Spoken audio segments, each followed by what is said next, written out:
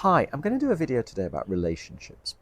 So this is in the vein of all the videos that I've done about nice guys, okay, about men who believe there are elements of their masculinity that are better off if they're hidden, and so they try to be as nice as possible, especially to women, in order to get their needs met.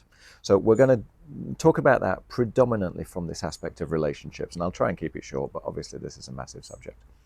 So let me throw out a couple of scenarios, okay, because these tend to be very common. Perhaps you don't have much feeling as to role models, male role models from your upbringing.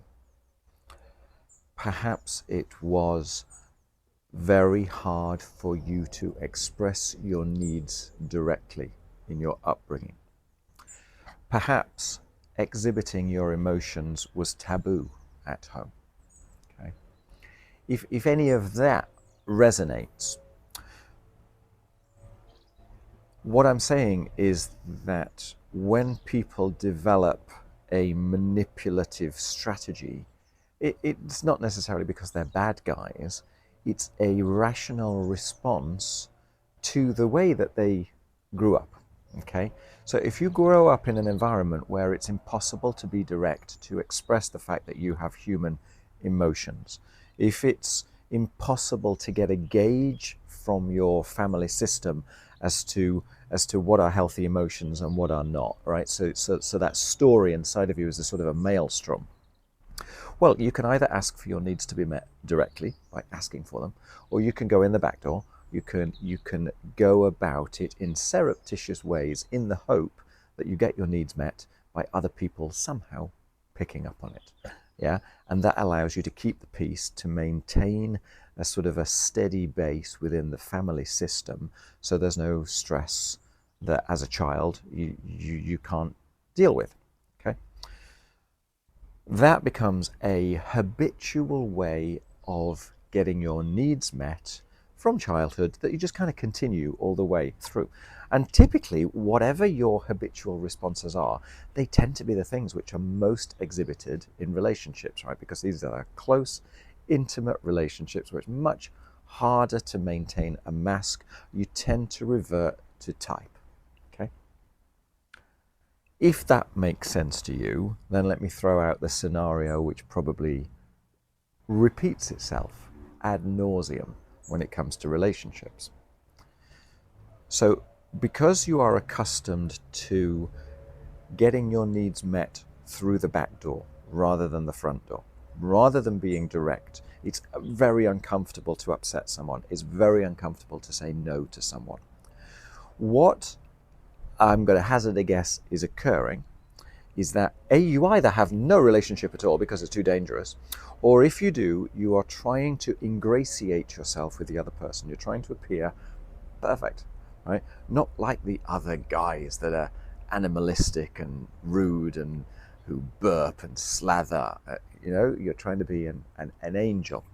And the idea being that if you can build a symbiotic relationship with somebody, they think you're so fabulous that they're going to treat you like an angel and you're going to get your needs met. Okay? Now, imagine that your partner, the other person, also grew up in a family scenario like the one that I was describing before. If that's the case, then you end up in a codependent relationship because both of you are in a similar boat of being unable to express your needs directly, but both desperately trying to claw away to get your needs met. If your partner is not like that, if they grew up in a healthy environment and they have a healthy attachment style, then the relationship is going to end up manipulative, okay, because you're the one then who doesn't know how to get your needs met. So you kind of go through the early stages of your relationship showing how amazing that this connection that you have with the other person is, okay? That it's extraordinary, that everything is like manna from heaven, okay? But actually what's going on in the background is that you're desperately trying to please this other person. So suddenly it's not that your music tastes are absolutely in sync with each other. It's not that you both went to the same restaurant or went to the same school or all that kind of synchronicity stuff. It's that you're portraying a story to them which is allowing them to come to that conclusion. Okay? Sort of passive-aggressive manipulative. They come to the conclusion, therefore, that wow, this is amazing. I found my soulmate. But you're playing a role to make sure that they think you're amazing, so that they're going to be nice to you.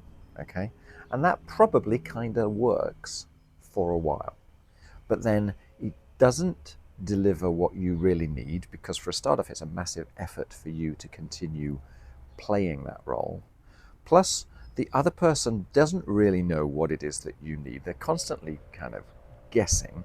And even when they do get it right, they're getting it right for the act that you're portraying. So sometimes you have to deny your real needs in order to maintain consistency with the mask that you're wearing. So it never really works, right? And typically what happens is they'll come to a crunch point where you kind of get angry, right? Where it's like, oh, this isn't working. Really, really frustrated. And then you turn from the angel into a demon, right? You literally flip into a demon. Oh, that's not working. Look at all the effort that I've put in. Why aren't you delivering what I want you to? This is rubbish. This has always been rubbish. Blah, de, blah, de, blah. Yeah.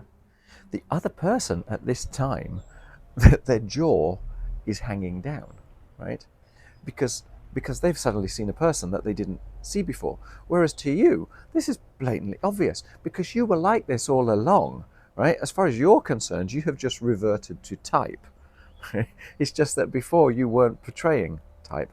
For your poor partner, they are now looking at a new person and wondering, what on earth has occurred? Yeah, they don't even know if they know you anymore. They thought they did, but it turns out it's not really you. Does that make sense? What's going on is because you are unable to express your authenticity, because you are unable to be direct in who and what you are as an individual,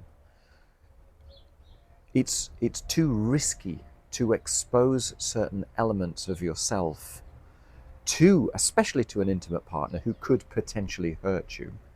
Instead, because you still are a human being, you still have needs, you still want to feel love, you still want to feel secure and cared for, and being understood, and seeing yourself through somebody else's eyes, and feeling physical warmth and touch and all that great normal stuff.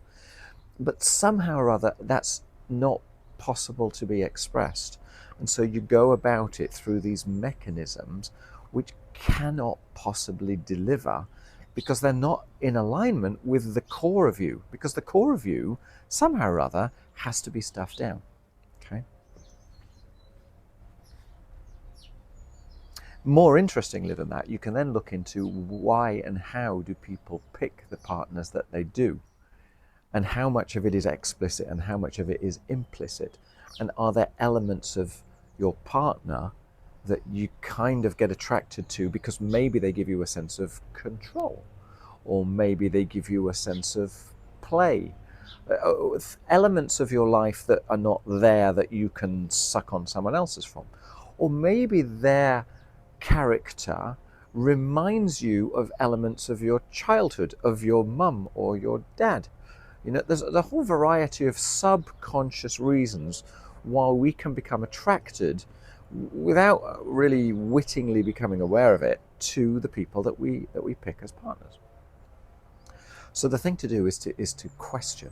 It's to ask, what are the needs that I am implicitly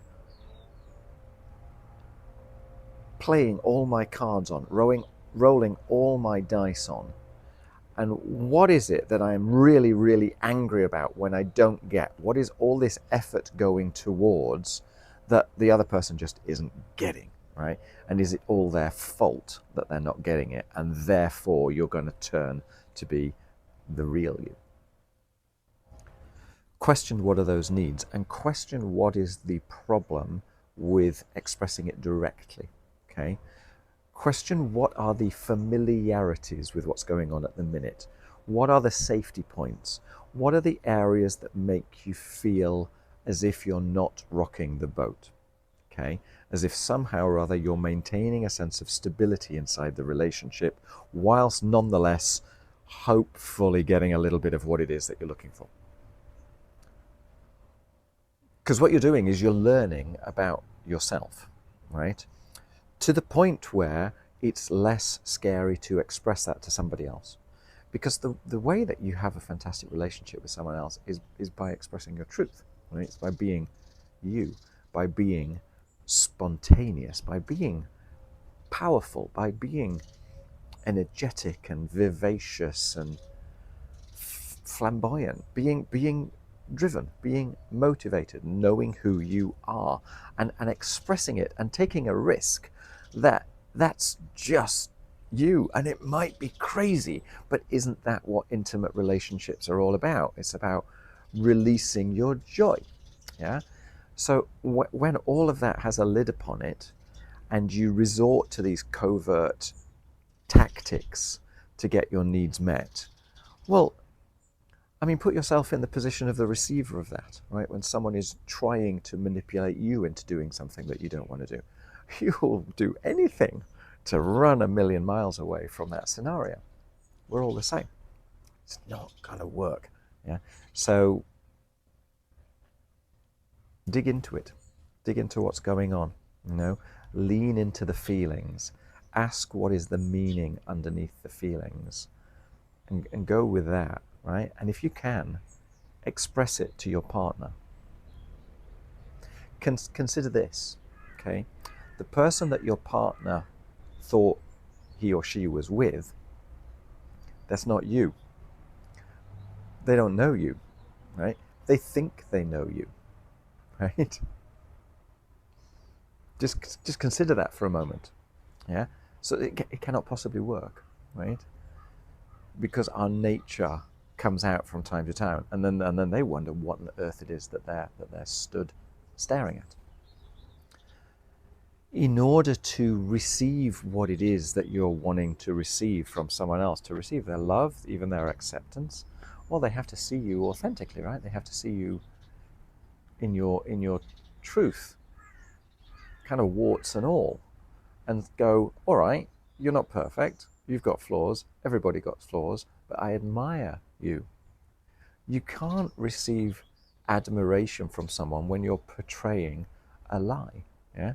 Now, I'm not going to get into the whole idea of masks, because even when you throw away your mask, there's another mask underneath, right? It's not as if suddenly you expose absolutely everything, but that the choice is yours, rather than running on a sort of a programmed avoidance. You express yourself and you own your reality and you choose, you respond.